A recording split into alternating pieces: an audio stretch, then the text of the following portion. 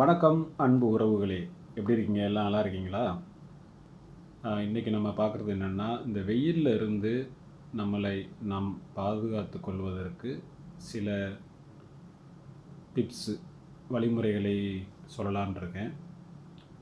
என்னென்னா, பெரும்பாலும் இப்போ காலை நேரத்தில் நம்ம சுடு சாதம் சமைச்சு சாப்பிட்றத விட நைட்டில் கொஞ்சம் கூடுதலாக சமைத்து அதில் அந்த வடித்த தண்ணீர் கொஞ்சமும் அது சரிபாதி சாதாரண வீட்டில் உள்ள பச்சை தண்ணியும் கலந்து நைட்டு சாப்பிட்டதுக்கப்புறம் அந்த மீதி உள்ள சோறில் அதை ஊற்றி மூடி வச்சிடணும். காலையில் எழுந்திரிச்சு பல் விளக்கிட்டு குளிச்சுட்டு நம்ம சாப்பிடும்போது அந்த கஞ்சி தண்ணி இருக்கு இல்லையா, அந்த சோறு அதை எடுத்து தட்டில் போட்டு அது கூட பெரிய வெங்காயத்தை விட சின்ன வெங்காயம் நல்லது.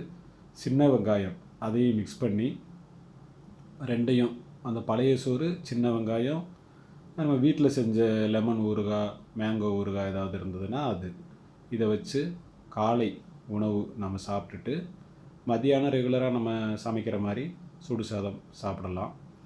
நைட்டு சுடு சாதம் சாப்பிட்லாம். இடையில கொஞ்சம் மோர் இந்த மாதிரி சேர்த்துக்கிறலாம். இல்லை எனக்கு உடல் சூடு கொஞ்சம் அதிகமாக இருக்குது அப்படிங்கிறவங்க போதுமான அளவுக்கு நான் சொன்ன இந்த வழிமுறைகளை ஃபாலோ பண்ணாவே போதும். உடம்பு ஓரளவுக்கு சரியாயிடும். உடம்பு நல்லா கூலாக இருக்கும்.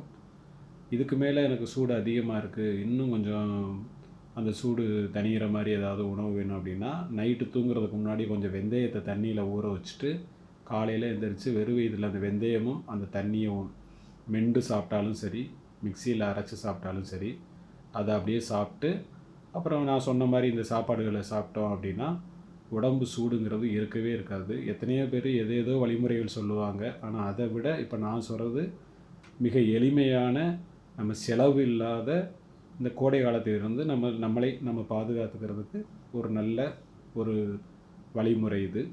நன்றி, வணக்கம்.